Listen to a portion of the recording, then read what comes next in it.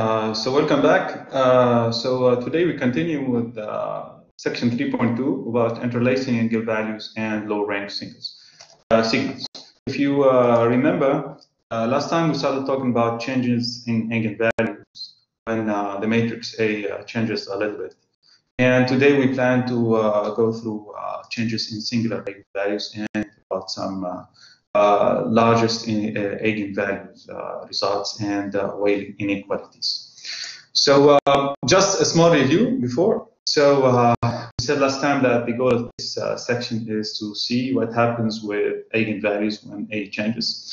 And one of the most important results we found out is that if S changes a little bit by U times UT, then we have this fundamental results, which in fact gives upper bounds on the new eigenvalues. So each eigenvalue Z I of the new matrix is not smaller than lambda I or greater than lambda I minus 1. So you get this result at the end of the day. So we worked on the derivative of the eigenvalue. So we came out with this result that says that the derivative of lambda with respect to t, where lambda is a given eigenvalue, is equal to lambda t, to yt times the derivative of a with respect to t times xt. Well, here, don't forget that y and x are two eigenvectors. The y here is an eigenvector for the A transpose, and the x is the eigenvector of the A matrix, and both are obtained using the same lambda. As you know, if A and AT will share the same eigenvalues. Okay. So, and the last thing we've covered was this example, and we can maybe rapidly go through the example again. So in this example, we set A equals 2t1 to t2. And to find out the eigenvalues, we solve the equation, okay, where the determinant of A minus lambda equals to 0. So we found out two main eigenvalues here, and they have the same form, and both could be written as 1 plus t, plus or minus square root of 1 plus t squared. So at t equals 1, we do have the two eigenvalues, lambda 1 equals 2 and lambda 2 equals 0. And the derivatives of lambda 1 and lambda 2 could be easily be checked to be equal to 1 at that point. Okay? So the eigenvectors for lambda 1 equals to, the eigenvectors for lambda 1 equals to are y1, 1, and x1, half 1.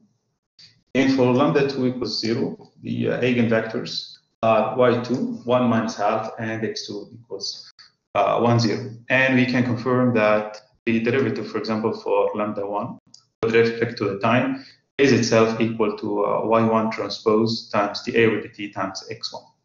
Okay, so it confirms that you get 1. Okay. You can check by yourself that it works also for lambda 2.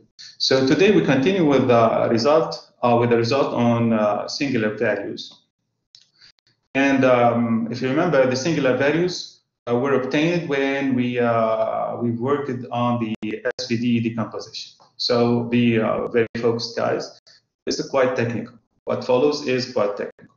So a similar formula, in fact, could obtain it for a singular value. Where here we are talking about non-repeated singular values, of course. And they come from what? From the following writing, from the following equation that you could write AV equals sigma U. It means at the end of the day, you get A equals, in fact, sigma U VT, okay? So, in fact, you could write it also as UT times AV equals sigma, the matrix sigma of the singular values. And you can write it also in this form. So if you decompose it, I mean, if you introduce the time component here, as you see, you can write the same equation this way. Okay? It equals UT sigma T, and from this side is UT. So could you tell me what happened here?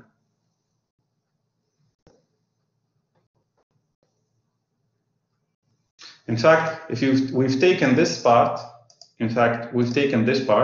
this equation, let's call it 1, and we just multiplied both sides by U.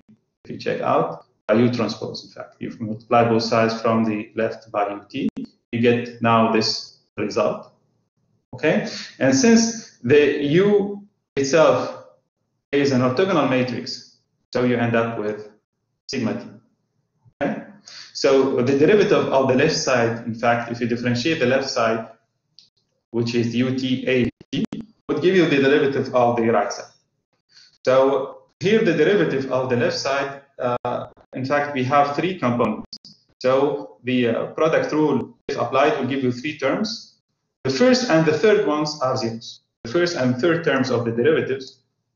So here I'm saying that the derivative of the left side has 3 terms from the product rule, which means you, first of all, you write the derivative of u with respect to t times AV, plus u times the derivative of a with respect to t times v, plus u times a times the derivative of v with respect to t. So we are saying that the first and last derivatives are 0. So what we are left with is just the part which is in the middle. I mean, this part. Okay? And this is going to be equal, in fact, to this is the part that, no, this part is equal to 0, I'm sorry. And this is, we are feeling that this part is equal to 0 too.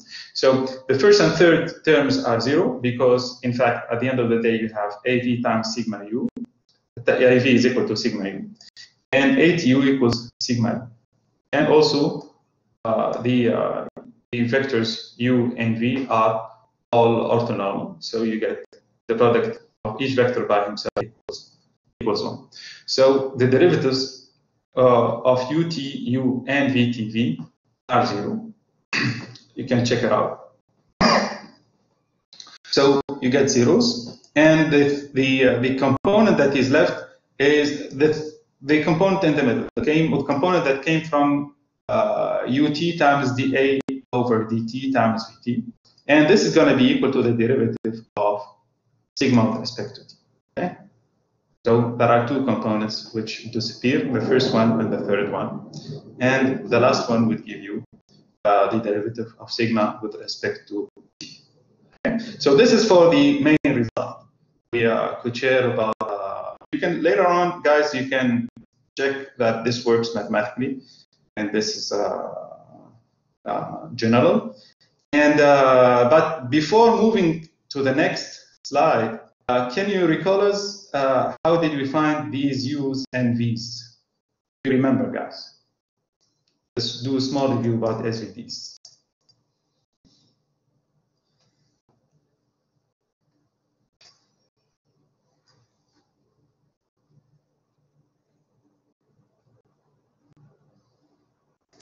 By finding the eigenvectors of A transpose and A transpose A.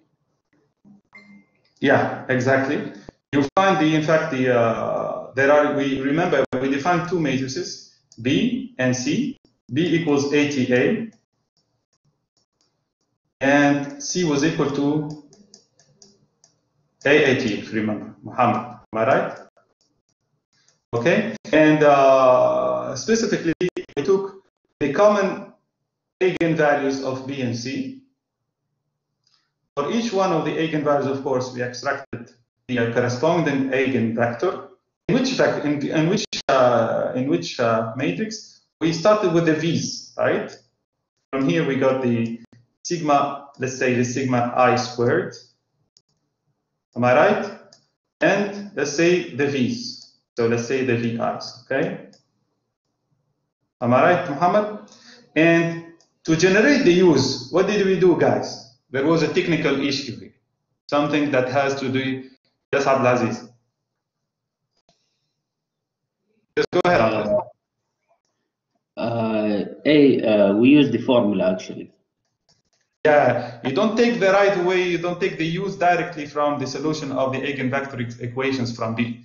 You set Ui equals AVI divided by sigma I. Okay, this is very crucial. So to make things work, to make your SVD decomposition work perfectly, you need to do it this way, not extract the use from the eigenvectors equations of.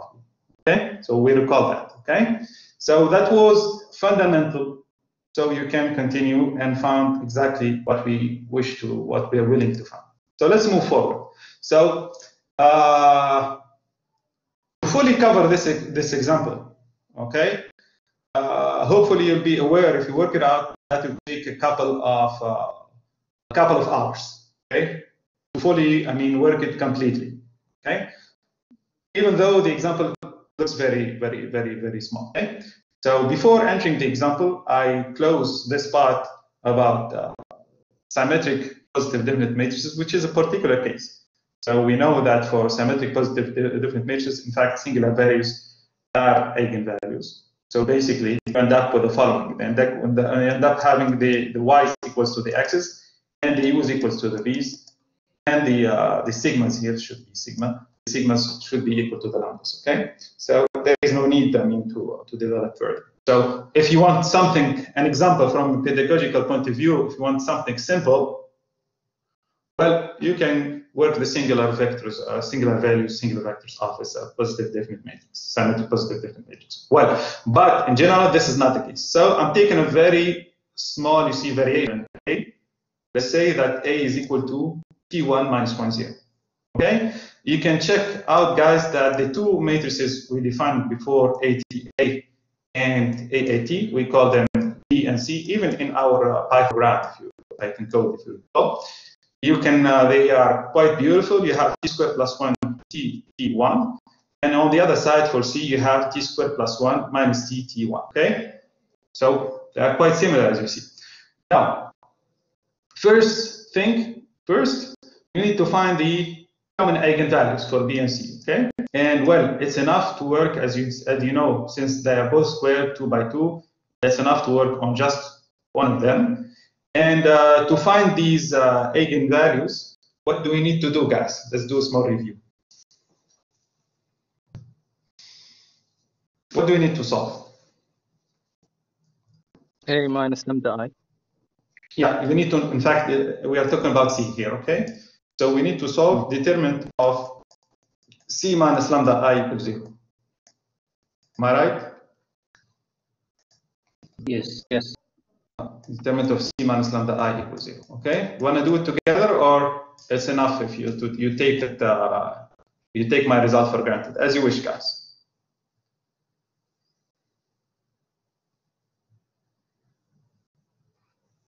Let's do it. Let's do it. Okay.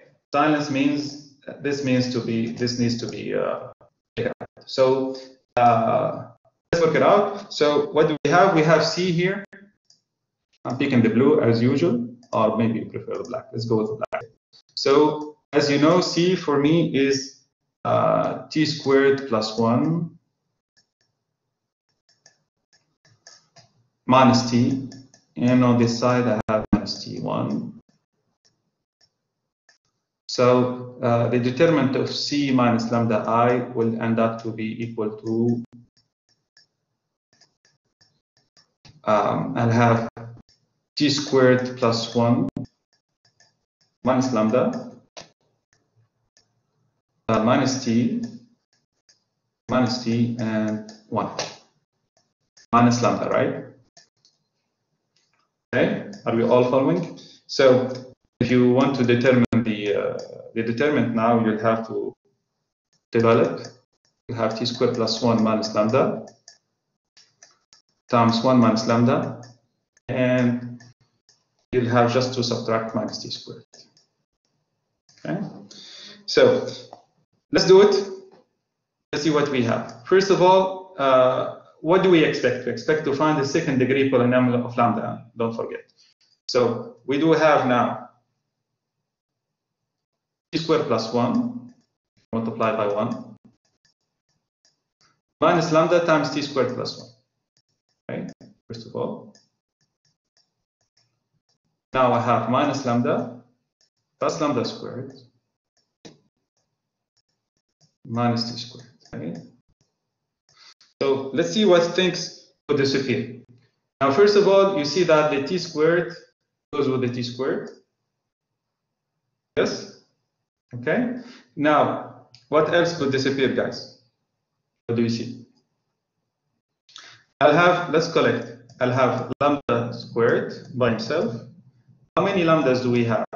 I have here a lambda, and I have a lambda times t squared plus 1. So basically, I have a 2 plus t squared times lambda. Okay?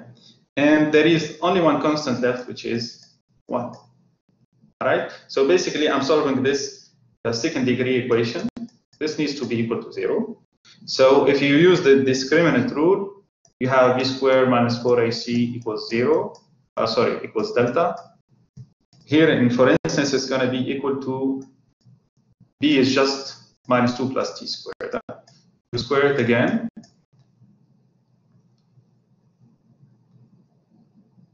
Am I right? Okay. Minus 4 times 1, so minus 4. Okay. So you end up with the following.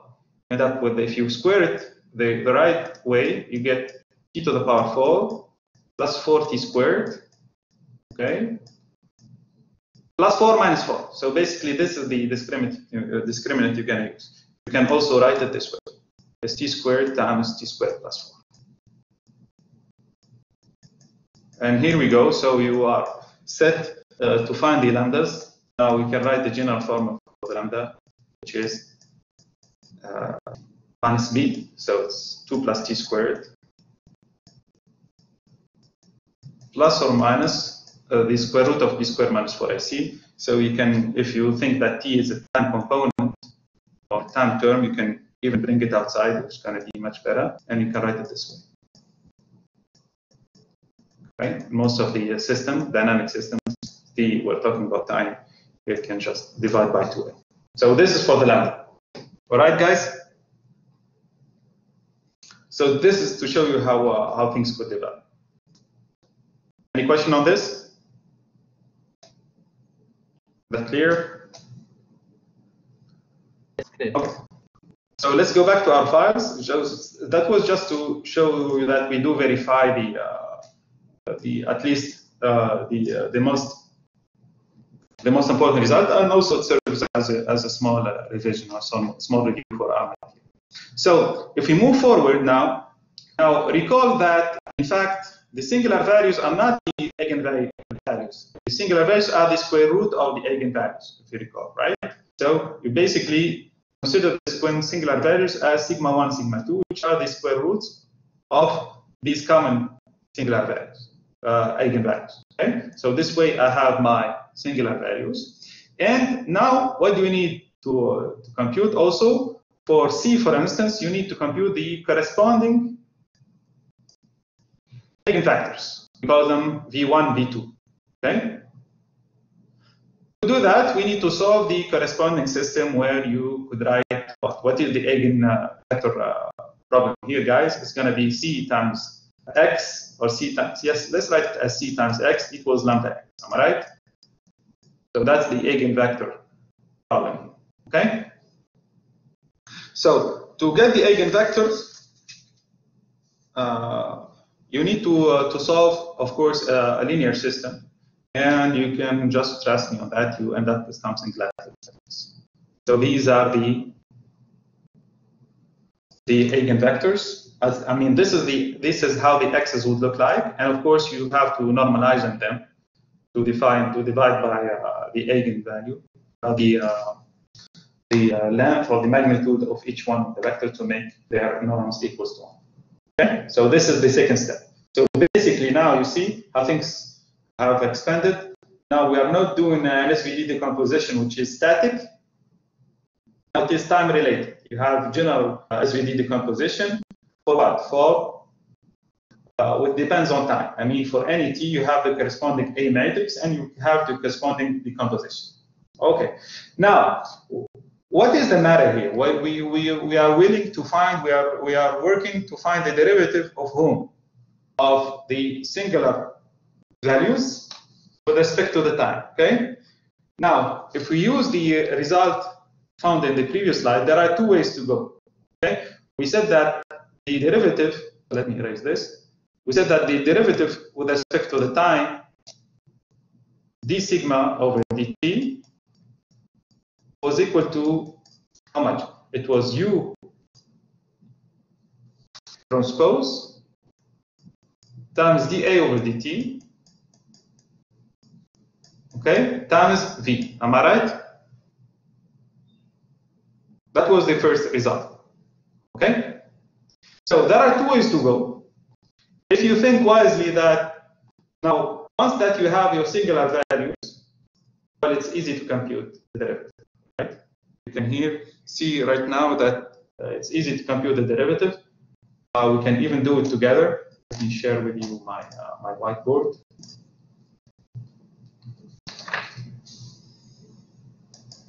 Okay. So for instance, I'm taking the first one, sigma 1. I mean the one which is the largest, which is equal to the square root of 2 plus t squared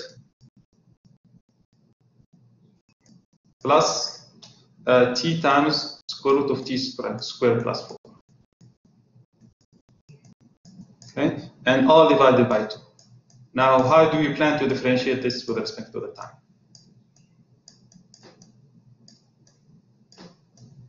Okay, what do we get, guys? First of all, we have a square root, which is like half power. So let's get down. Then I'm using a kind of a chain rule. So I write this thing, 2 plus t squared with a negative half power divided by 2. Okay, and I put it to the power minus half. This way, I'm only left with the result of the derivative inside. The derivative inside is quite easy to find. What do we have? We have just to divide by 2 again, of course, because this will keep as this fraction. I have the derivative of 2 plus t squared. It's going to be 2t. And here I have a product rule. Huh? I have a derivative of t, which is 1, times root of t squared plus 4. Plus, now the t multiplied by the derivative of root of t squared plus 1. So t times 2t divided by 2 because of the half, it gets down, times t squared plus 4 to the power minus half, if you wish. And that's it. You have also minus half. Okay? So while here you are already set. You have the derivative. Okay? Now you can cancel some terms. Nothing is problematic. Okay? Is it clear for everyone, guys? So this is the first way to go. Okay? Or what you can do, I can leave it, for your own, let's say, pleasure, guys, or own fun. The other way is to check that this guy is equal to what? Is equal to the corresponding v1 times dA over dt times v1. You can check this. Okay. Of course. Now, what do you need? You need to find this guy. How do you find this guy, Shabab? Recall that ui here is equal to what? To AV ui or u1, for instance. Okay. So you need to find it out. Okay. Is that clear, guys? Yes. Okay. So since it requires a lot of computation, that's why I said from the beginning that it requires a lot of computational effort if you want to do it. I mean, to check all the mathematical results. But here we have the results in our hand. All that is left is just to verify that. These two guys, we do have them. Okay. We have the sigma also. We can easily get the derivative of A. It's obvious. Okay. But what needs to be determined is just v1, and the remaining part is just matrix and product, matrix and vector product. Okay. So let me go back to my files,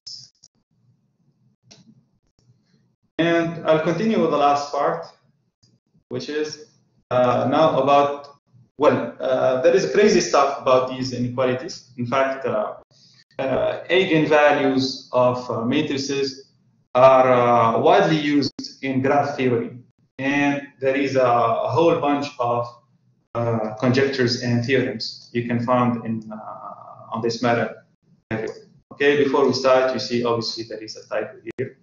I'll correct it later. Okay, so now let's talk about the largest eigenvalue of the sum of two symmetric matrices, S and T. So if you recall, guys, to get the largest eigenvalue of a symmetric matrix, we basically used which kind of ratio or quotient? We call the Rayleigh quotient. And we to find this largest eigenvalue of a symmetric matrix, we had to maximize this value, xt sx over xtx. In fact, this could apply to any symmetric matrix too. Let's call it T. So right away, we know about the largest eigenvalue of S plus T. So what we can do is that if you define lambda max of S plus T, then so this is the largest eigenvalue of the sum of the two matrices, S plus T, then it's going to always be bounded by the sum of the two largest eigenvalues of S and the largest eigenvalue of T. Okay? In fact, to get the left side, what you could do, you can also write the same problem for S plus T. Okay? You need to maximize xt times S plus T times x all divided by xtx. Am I right? So, in fact, this maximum, you can say that it is reached at an eigenvector, let's call it V, of course, of S plus T. So, at the end of the day, that maximum value, let's call it lambda index S plus T, is equal to what? Is equal to this is the one that maximizes the quotient, Bt times S plus T V divided by VTV. Right? In fact, what you can do here is to decompose it. It's you can easily decompose it as the sum of the two ratios you see here, just by simple sum or product of matrix properties. You can write it as Vt SV divided by VTV plus Vt times capital TV over Vt. And this part here has two bounds because of the fact that in fact V, in the best case, is the same that maximizes the largest eigenvalue problem for S and T. Okay, you can always say that the sum of these two ratios is bounded by these two upper bounds, okay, which provide the largest eigenvalues of S and T. Okay, so at the end of the day, you have an easy way to prove it. That the largest eigenvalue of the sum of two symmetric matrices is bounded upper bound by the sum of the largest eigenvalues of the two matrices. Okay? So the eigenvector V is the one, in fact, that maximizes the S plus T ratio. So, but probably it doesn't maximize it too. In the best case, is we're going to have equality. Okay? Now, the next part is a little more tricky, and we carry a lot of flaggage here. We call them the Weyl inequalities. In fact, Weyl found a lot of results. First of all, Weyl found the result about any symmetric matrices S and T. He found out bounds on the eigenvalues, not only on the largest eigenvalue. The first one is that, in fact, if you take into consideration the ith eigenvalue of S and the jth eigenvalue of T, the I plus j minus 1 eigenvalue of S plus T is always less than the sum of the two eigenvalues lambda I and lambda j. Okay? That is, in other words, that the ith and jth eigenvalues of S and T, respectively, they connect to the I plus 1 minus 1 eigenvalue of S plus T, and they upper bound it. Okay?